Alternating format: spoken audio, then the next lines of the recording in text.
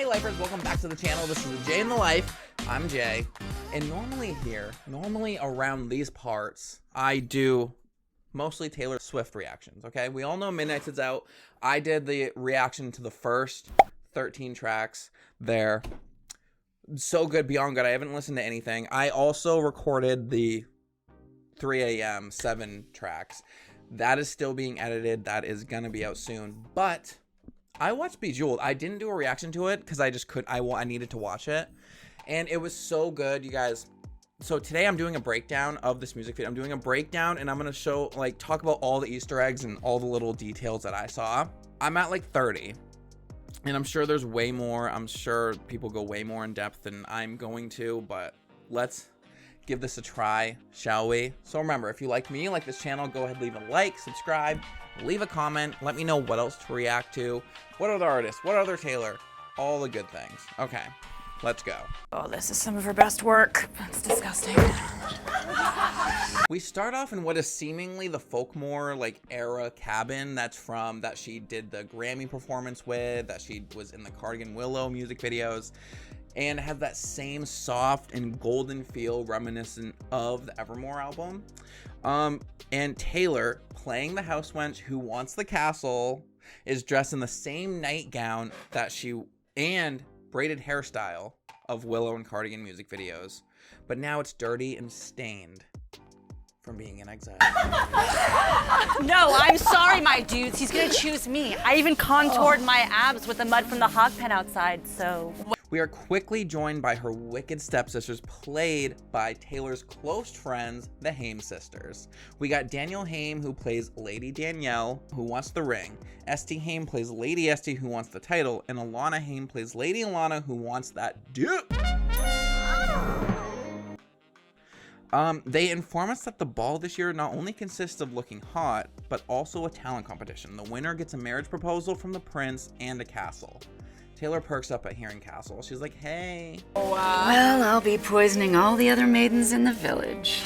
Yes, Yes, Mom. yes, Mommy. Yes, Yes, Mom. Oscar winner Laura Dern plays stepmommy. Love her. She is such a good actress. She does so good as the evil stepmother. She love her in Jurassic Park. You know her. You know her. And she wants to poison all the other maidens to get another ring to her collection, to get another boo.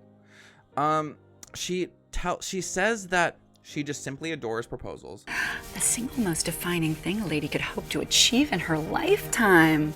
So that's a little much. Okay. If you listen closely here, a slowed instrumental of Enchanted from Taylor's Speak Now album plays quietly in the background. Well, we all know who's not coming tonight. That weasel down there cleaning up my sick from last night. One of the many hints at her next re-recorded album being Speak Now. We'll get into that later. Speak not, tired tacky wench, clean. Another hint at Speak Now. Speak not. I will not speak not. I will speak now. Taylor's version. Stepmommy also speaks of Taylor had already dated the prince and he is tired of her. Even if she were allowed to go, which she is not, the prince would never have anything to do with that little harlot again. He tired of her quite quickly, didn't he? Or should I say swiftly? There it is. There it is. That joke never gets old. Thank you. Thank you so much. You're welcome. To me, I think this means like it's a metaphor for the music industry of how she feels that they have tired of her pop music, especially being inspired about boys. Taylor wants to enter back into pop with songs about herself and not only about failed relationships. So that's what I kind of feel like this is also a metaphor for.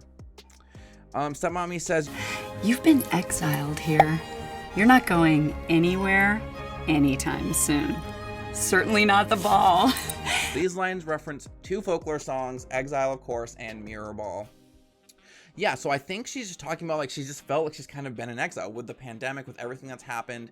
She felt like she was kind of exiled into this corner of folklore evermore, and she's kind of scared to go back into pop, and that's where she's like, you know what, I'm just doing it. Fuck it. I don't care. They leave. This is when Bejeweled starts to play. Baby love, I think I've been a little too kind.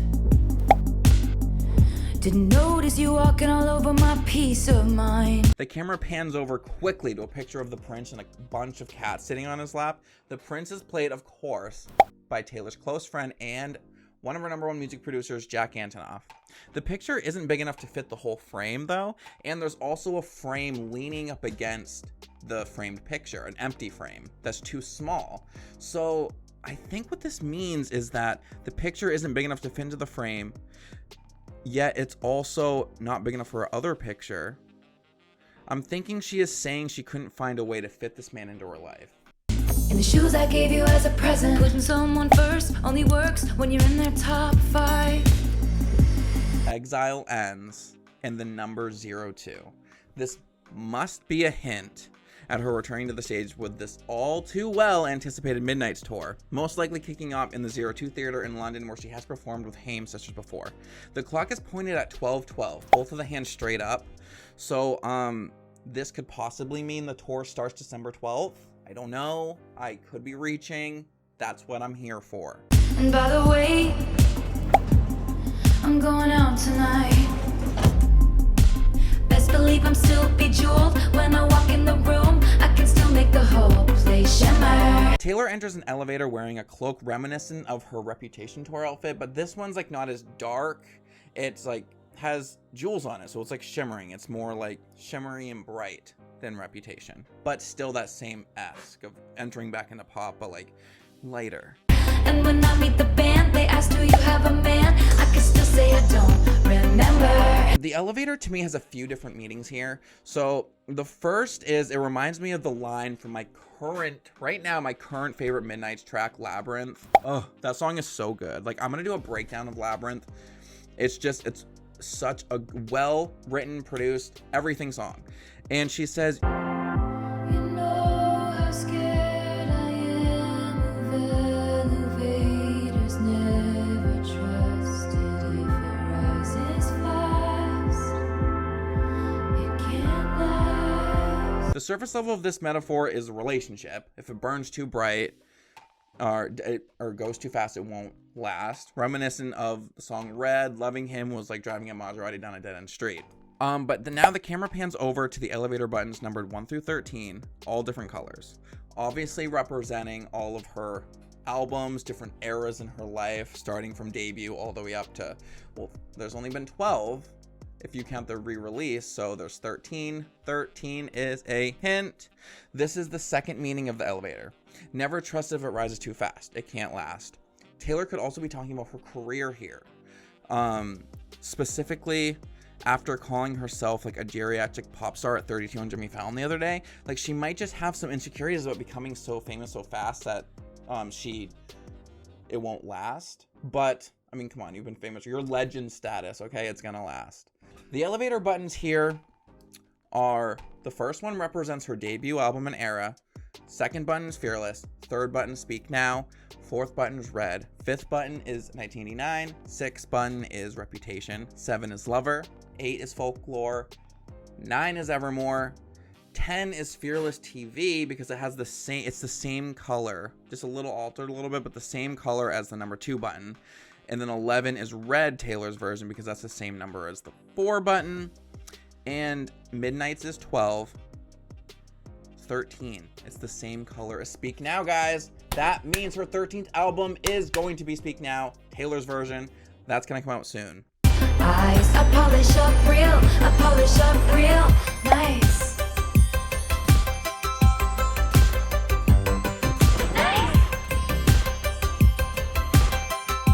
Taylor walks into an enchanted looking hallway filled with jewels resembling sparks flying.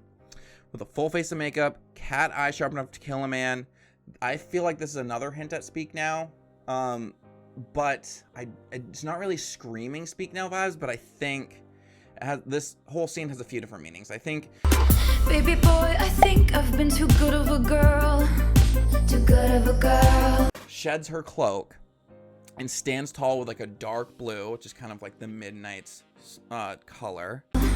Did all the extra credit, then got graded on a curve. I think it's time to teach some lessons. As she walks forward, all the floating jewels of all the different colors of her different albums start clinging to the outfit. So I'm thinking that this means that like the dark blue Midnights represents this Midnights album, but it has flavors of all of her eras, which it does. The album quite literally takes us through her whole life of different eras. So I think that's what this is symbolizing here.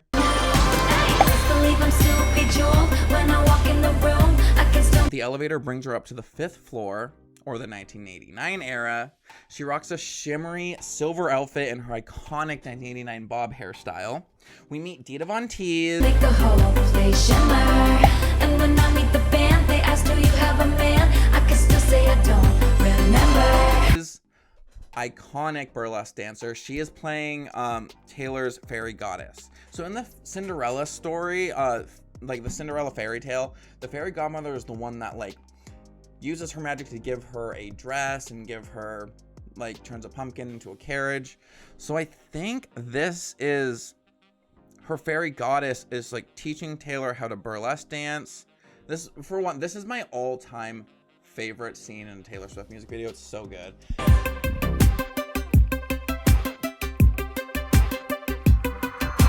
Sapphire tears on my face, sadness became my whole sky. Both ladies have diamond and sapphire teardrops under their eyes. It's so gorgeous. He was high, and we're dancing all night. Great visuals here. Like this whole scene is so iconic. It's gonna be up there in one of her best music videos. The elevator goes right past all of her other albums 6 through 12 and goes straight to the 13th floor, or what I'm speculating to be Speak Now, Taylor's version era. Believe I'm still bejeweled. When I walk in the room, I can still make the whole place shimmer. There's a lot of clockwork symbolism here, emphasizing how the Midnights records altogether form a clock. Taylor is lowered down by a clock that is pointed at 3:15, which could be the release of Speak Now Taylor's version, March 15th. That's what I'm thinking. I think tour starts December 12th, and I think Speak Now Taylor's version comes up 3:15. Don't sue me if I'm wrong, but I think that's happening.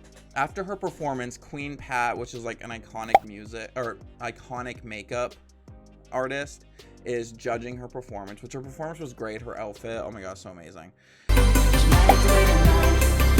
a girl gonna do? To the right and left of Pat McGrath is Sam Dew and Zoe Kravitz. They both helped co-write Lavender Haze. I think Zoe Kravitz is also credited on being Karma or one of the other songs too, but that's really cool that she put them in there. Believe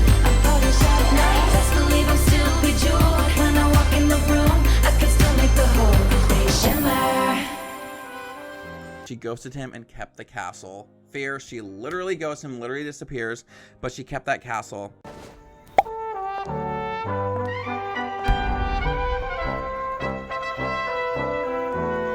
And so her final outfit when she walks out in the castle, very reminiscent to me of like the Love Story dress. Maybe it could be stretching there.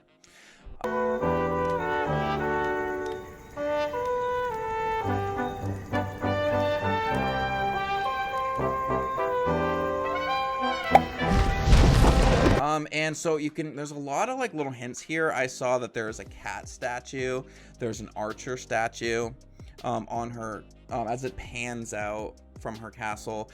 Dragons land and fly around her castle. To me, I think this means like the dragons symbolize the haters, and the castle symbolizes the life she created for herself. So the castle, like the dragons are trying to get in, but they can't because she created this amazing castle for herself. And then as it zooms out even more, in the far left of the screen is the little Folkmore era cabin. And it's like twinkling in the distance. So I think this symbolizes that it's still a part of her. It's still there on the outskirts of her castle she's created, but it's just she's moved on. Still a big part of her, but she's moved on to this bejeweled, fabulous new era.